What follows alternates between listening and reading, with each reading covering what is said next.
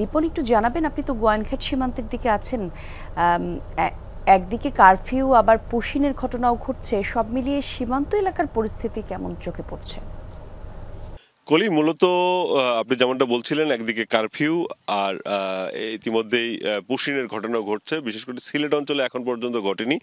মৌলভীবাজারে 59 জনকে পুশিন করা হয়েছে এবং সেই বিষয়গুলো মাথায় রেখে কিন্তু বিজিবি বেশ সতর্কতামূলক ব্যবস্থা নিয়েছে এবং দিন কিংবা রাত এই 19 ব্যাটালিয়ন এবং 48 ব্যাটালিয়ন, এই দুটি ব্যাটালিয়ন এই সিলেট অঞ্চলের গুরুত্বপূর্ণ মেঘালয়ের সাথে এই দুটি ব্যাটালিয়ন কাজ করছে এবং এই দুটি ব্যাটালিয়ন কিন্তু আমরা রাতেও দেখছিলাম যে এই সীমান্ত এলাকার একদম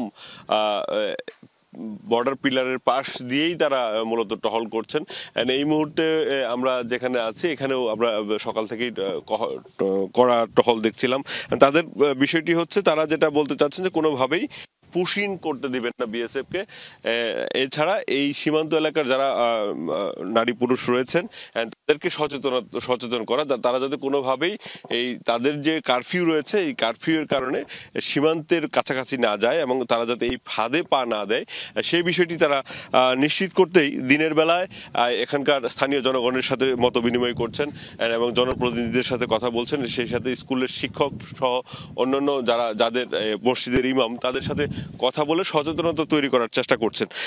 এর পাশাপাশি এই সীমান্ত এলাকার পার্শ্ববর্তী যেসব গ্রাম রয়েছে, গ্রামের মানুষগুলোর এই কারফিউর যে জারি হয়েছে তারপর থেকে কিছুটা আতঙ্কে রয়েছেন, কারণ তারা প্রায় সীমান্তে তাদের গরু চড়াতে যান এবং কাঠ সংগ্রহ করতে যান, আর সে কারণে কিছুটা আতঙ্ক তাদের মধ্যে রয়েছে। কলি। জি, ধন্যবাদ আপনাকে রিপন।